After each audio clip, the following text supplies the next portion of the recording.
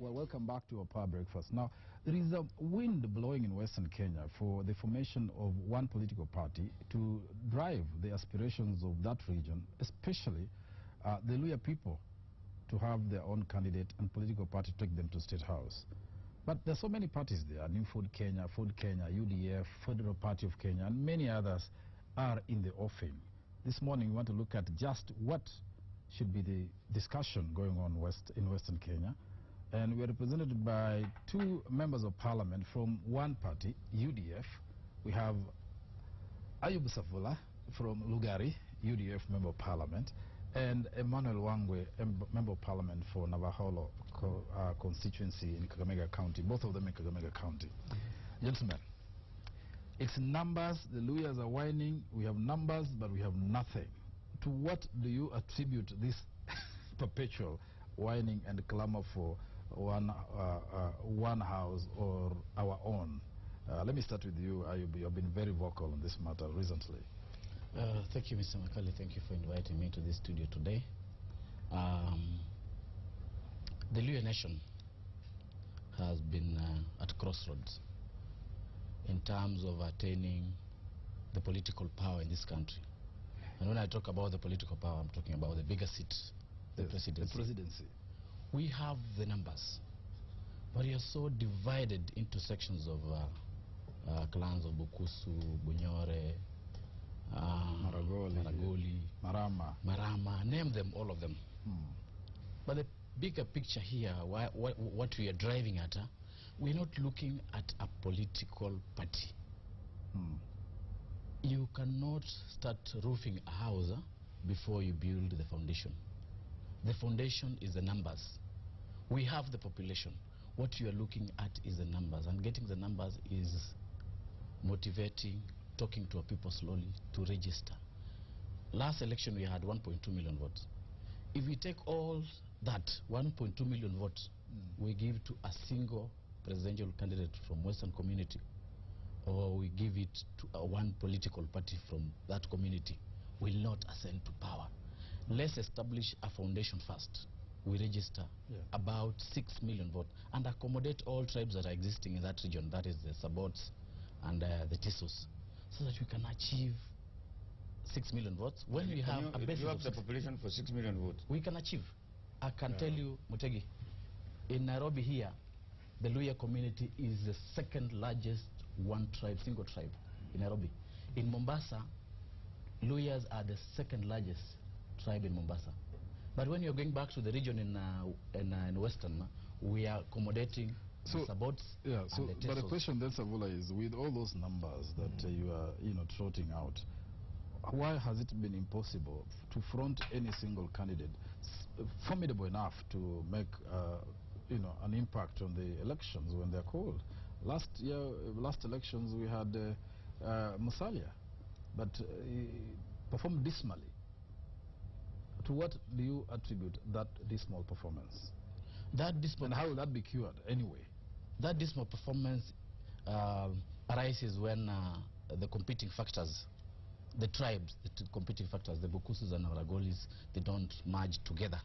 But the small tribes, the Banyores, the Navajolos, and the Tachonis, they come very close together and work closely. But the two tribes of Bukusu and Maragolis are the ones who have been fighting all over. Now we have changed the system. We want to get the numbers first. That's the first step. After getting the numbers, then how do you work out on consolidating these people to work together and vote as a bloc? This was attained when Michael Kijana Wamalwa was the running mate to President Kibaki. Yes. And we all consolidated together. We voted to the man for Mwai Kibaki because the running mate was Michael Kijana Wamalwa. Yes. Musalia, who went aside and followed President Moi's advice to become the running mate to Uhuru Kenyatta by that time in Kano, even lost the Sabata parliamentary seat. Yes. That is the spirit under which we have initiated this campaign for. And that still happened when Musalia was running mate to Raila Odinga in 2007, isn't it? Yeah, they voted as a bloc for code. But for still, Raila. even those times, there was no fully 100% backing to Musalia. There is always going to be people voting differently. And that's why the Luyas are said to be the most democratic people in Kenya, because they vote even sometimes against their own choice. We are trying to kill the ideological differences between the Maragolis and the Bukusus. We want a common factor, a common denominator where we call ourselves the West. Is that achievable? Is there any community in this country which votes overwhelmingly singularly to one person? No. None. None. I think it doesn't happen. I think it has happened. But the central, I think the Kikuyu community has almost come to almost that achievement, but not quite. But the Luo community has done that as well, almost 100% behind. In four elections. In four elections behind one person, that's Raila. Yes. But not as Nyanza per se. You've always seen Nyanza having the Kisis voting the other side and Luo Nyanza voting the other side. Yes. But what I want to say is the scenario I and my colleague Ayub has taken is very proper. We are asking our lawyers to make sure they take the registration cards as the initial step. When you look at election, it's an issue of numbers. Right. It's an issue that a number does not have an option. It's either 1 or 2. Yes. So what we want is let our lawyer people come together in terms of registration. Let them get the voters' cards. Then the issue of politics, to know where we are going to vote, is an issue that me and my colleagues, who will take the super position of mobilizing the political elites. When I say political elites, I mean the top guys. This is Musalia, this is Wetangula, this is Eugene. We will have to push them to accept that they must give us one person. Many a times they've been coming as individuals. Right. This time they have no option. Yeah. We are going to push them. They must adhere to it and give us one person. Yeah. But the central province had many candidates, presidential candidates. Yes. But majority voted for one person. Okay, it's because the characteristic of Central is a long-time position of voting as a bloc. But here we are going to do it as the first time. So we have no option. Pushing them, you use the model of a bee and a beehive. Yes. When you have so many bees coalescing in one beehive, a king will emerge. Yes. A king will emerge. But when you have 3 or 4 bees roaming in a house, you can always kill them and a king will not emerge. How do you respond to those who criticize your push, this Luya push, to be antagonistic to the whole aspiration for national unity and cohesion? That, look, we should be saying people should register and vote for whoever they perceive to be a good candidate, not necessarily from their community. Thank you, Makali. I would say no one decided to choose Kenya to have 42 tribes. We were all born and found that we have 42 tribes. And we must all fight to compete. We are not fighting, we are competing. Competition is different from fighting. Competition simply means you are inviting yourself to get an extent that you want. Therefore, you must all compete with others. So what we are saying is, we must also produce somebody strong enough to compete with the people from Central, that's the sitting president, compete with the people from Rift Valley, that's the sitting deputy, compete with the people from Eastern, that's Wiper party leader, Kalonzo. So the issue of competing is different from fighting. We are not going to fight. Yes. We are simply saying time has come. We should also, we must get our own. And furthermore, we are just exercising our constitutional responsibility to register our people, to have our people get ID cards, get a voter's card. I cannot go to Central to register people in Central. What I'll do, I'll start from my people who elected me. You said you downgraded the importance of a political party in this aspiration. Completely. Why it's not so? an issue. And the more people belong to different parties, the more they'll vote differently. I mean, for example, UDF is now in Jubilee. Yes. Other parties are in CORD, or rather, the majority of Western affiliates, people are affiliated with CORD. How will you reconcile that? Isn't there a political affiliation that goes beyond? You know, Makali, you understand very well. If you start the issue of a political party, you will divide these people more and will not even register to achieve that number of 6 million. That's what we are doing across the political divide. After they register, now we sensitize them on the importance of getting this seat called the presidency. When they realize the importance is when we seek now which vehicle are we going with. Let me ask you, isn't this just rhetorics? Because, look, UDF is with Jubilee. Yes. No, we are not with Jubilee. You're not a member of the Jubilee Alliance. No, we're not members of Jubilee Alliance Party. What is the relationship between Jubilee and the UDF? UDF is an independent political party. It's an Amani coalition. Yes. All right? It's an Amani coalition. Amani in cooperation with Jubilee, as far as we know. The spirit and aspiration of the Jubilee coalition has been killed when they formed the Jubilee Alliance Party without consulting affiliate members. So what we're doing, we are going to operate in Parliament as an independent wing and vote as per the interests of the public. Let me tell you some history. If you look at the history, I want to make a statement to what he has said, and I want the public to know the difference between two organs: Jubilee Coalition and Jubilee Alliance Party. Jubilee Coalition is a coalition for the ruling government, and the UDF entered an agreement, a post-election agreement with the Jubilee Coalition. Right. To the extent of discussion of or undertaking government issues in the National Assembly. That does not stop me from issuing a political statement that is very, very clear of myself, that is very clear that I'm going to do 1, 2, 3. And the Jubilee Alliance Party is a party that has just been formed, whose association is between two parties, TNA and URP. Period. I've never been a member of TNA. Well, I've never been a member of URP. URP. To approach the partners and associates. We'll not agree. We'll not agree. That we'll talk when we get there. Yeah. But for now, as we are seated here today, we are not in members of Jubilee Alliance Party. I don't subscribe to Jubilee Alliance Party.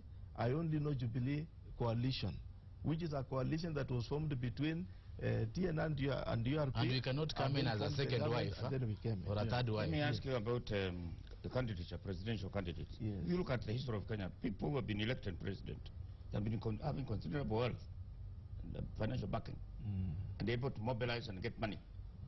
In Western Kenya, among the Luya, whom do you see as that person? Resourceful enough. Resourceful, maybe to have money or fundraise. If you go by resource, if you look at the Luya leaders who have resource, definitely Mudia Warriors is the main, is the highest in terms of and he happened to have been vice president. He happens to have been the vice president. If you look at the retired politician. Is he there 2017? He's not there 2017. Then tell us, give me the name of the person. If you look at the resource, we'll kill the spirit and aspiration of where the Luyas wants to go. Because in politics, you don't spend your money. No, you spend your money and you mobilize for resources. You mobilize the resources. Yes. To come I want on the name of that mobilizer. I want to make a contribution to what you've said. And going as per what you've said, then this country would be in a very awkward position. Leadership and money are two different issues. They are the same beds of fellows of the same bed. They sleep together. They could be sleeping together, but they are not in harmony. I want to say so because looking at 2002, when we voted in Michael Kijana Omalo, he didn't have anything. That is one man who had nothing. Completely. Wait, let me finish. That is one man whose ideologies were very great that you could not stop accepting him. The ideologies were in sync with the people. So but Musalia had more money than Wamalwa. Yes. But Wamalwa's ideology were in sync with the people. But he was in sync with Kibaki also. So what I would want to say is this: is that but Musalia was in sync with Uhuru Kenyatta, who had more money than even Kibaki. Yes. But we didn't take that direction. Because so money in Luyaland will not count. Yes. Let me put it to you this way, gentlemen. Yes. There's somebody who said, first get the economic kingdom first, and then aspire for the political kingdom. Are you saying that statement is false? That is the undoing, if you analyze the Luya politics. It is the lack of resources, so they are always improvised by those who have resources to back them. In politics, let me tell you, Makali, why the central community commands the presidency every election coming, maybe even 2022 election, is because of not the real money wealth. They command because of the wealth of numbers. The Luyas have never attained that. That's what you're looking for first, the wealth of numbers. After you attain the numbers, then mobilize resources to ensure that the numbers are sustainable, and you drive the numbers to one direction where you want to achieve your goals and results. The problem of those numbers is that the Luyas cannot keep their numbers because they are poached because of lack of resources. That is the whole point. That's why the money factor comes in. That whoever has money is going to have the Luya vote. You mean we don't have businessmen in Western Kenya? Do you have the counterweight to the money? We have the counterweight. That is the question. Youthful leaders like me and the rest of the leaders in National Assembly, we have the counterweight. Yes. Who told you that we don't have the resources to mobilize these people? Okay. We are ready. We are ready for that. Let me tell you, Makali, we tried to mobilize resources about 2-3 weeks ago among the MPs and organized a forum in Golf Hotel just to test the waters and see how we are headed to. Right. No one sponsors us, sponsored our sitting. Our sitting. And we raised 10 million to do that event. The youthful leaders. And we raised good money. So what I'm telling you is, what is it that you say resources? You must qualify and say resources means this much. If resources was to go by, then even William Ruto could not measure to the wealthy Kenyans we know. But he was a chicken seller. He was a chicken seller in Eldoret. But you see, the power of William being able to articulate his facts, being able to mobilize the Kalenjins to be together into one basket to vote as one, gave him the position he's there today. And he had broken ranks with the president, with the retired president. This country, we don't need money people. Business people, no. Business people. The hope you're driving in Western Kenya is the voter registration. That is the hope. We want to be rich in terms of Savula, let me say this. Numbers. If you look at the politics, and you are a politician, the factors which favored William to bring together the Rift Valley vote were twofold. They were external, ICC, rallying people around him, and disgruntlement, grievances around the Mau, and aspirations like those drew people around him. He became the champion of those particular. The same what thing. Are the Luyas going to champion? The same because presidency of its own is there waiting. The same thing that is happening in Western. We had 8 ministers in Kibaki government. This time around in Luya community, we don't have any, or we only have one. Wahungu. Factor number 1. Factor number 2. You look at the development record. What has Jubilee government initiated in Western Kenya as a capital project for the benefit of the community? That is number 2. They are not feeling the power. They're not feeling that. They're out of power. Right. That is what is happening. So that is what is going to be rallying point. Rallying point to bring them together, say, now you can see where you are. Assuming that the Jubilee government has had you, the next couple of months and the balance, the next 2 years, they come down and do all these things. You cannot implement government projects. You cannot, with the budget processing system. Agenda would be is required in Western to uplift it from the poverty that is wanton.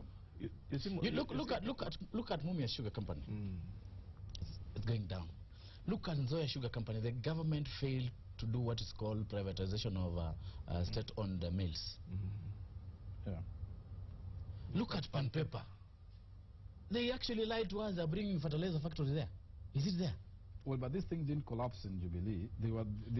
These are when we held a meeting with the president, these are some of the things we agreed at the beginning of a coalition between UDF and Amani. Nothing of those kind of projects have come to fruition in Western. Right. So what do you tell Wananchi? Yeah, but again, somebody would say, Wangwe, and this, let's be honest, as a person who comes from there, this seemed to be like the traditional choruses. Pledges. We are always clinging around Mumias, clinging around Nzoia, clinging around Pan Paper. Is there no other agenda that can uplift the people or the economy of that county beyond those grievances? But you stabilize the ones that are there before you think of any other. Because some of them could be dead projects. Like Pan Paper could be dead beyond redemption. It might not make economic sense to revive. But why have they sold it? Let me tell you, Makali, it so happens that I understand the world of business. There is no word like a dead project in any business language. You can revive it and rejuvenate it into something else. Just the proposal they had before and said, now the issue of paper milling has really gone of age. We want to do the fertilizer. Right. Had they done it so, then we would be in a different position. Completely. What we need is to make our people able to afford a proper mill, to to afford proper housing, to afford their living standards. When you go to Webuye, it's a ghost town. What we are telling the government is very simple. Yes, you are there. You found these problems. But what hope are you giving us? Right. We find It is about hope. The president was there. He came over when he came for the homecoming of the governor for Bungoma. Right. He did promise us. And we hope he'll come soon to make it possible that Webuye now turns into something else. He really promised to say the people of Bungoma are going to get Kibabi training. Yes. We hope Kibabi University. We hope to see it come to a university and to come to reality. He would have done his part. He'll have a chip to stand on and bargain. Look at, for example, Road C41, which is the oldest road linking the two counties, Bungoma From and Lurambi Kakamega. up to Bungoma town. This has been a gospel, and it has gone down memory that 1978 it was tarmacked. Yes. Who tarmacked the road? I come from there. The road is in rubbles. Yeah. So if the government wakes up today and now says, fine, this road is going to be tarmacked, and they mean it and they do it the way they've come, the president came to Kakamega and Right. promised. Right. He'll have a chief to stand on and say, I've done this for the people of Kakamega. But So now, what can you count It's on? upon him. Tell me one thing that It's you can upon count him. on. And to really government. remember, Makali, Members of as Parliament. a member Yeah. of parliament, The budget and the budgeting process is done by a you. process that you participate in. But you see, they bring the Makali, proposals. You huh? are still, you seem still stuck on the whole notion of presidential goodies. Exactly. No, it's not presidential goodies. Yeah. Makali, It's the But the executive. government to It's come the and give executive. roads and It is the give- executive that designs the budget Yes. and brings the budget to parliament. And and members of parliament interrogate the budget. Yes. And But you approve cannot the interrogate the allocations. budget Which has- when you have 3/4 of seconds of numbers. Because parliament is about numbers. Yes. Yes. If we vote against the budget as UDF, will you succeed? No way.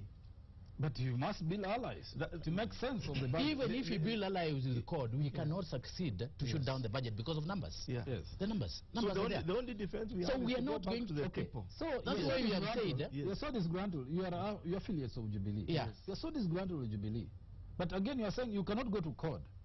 How is that? we are planning ourselves. We are planning ourselves Where are by you going? getting 6 million votes. Once you get 6 million votes on the table, is when you can negotiate with other tribes in this country. Yeah.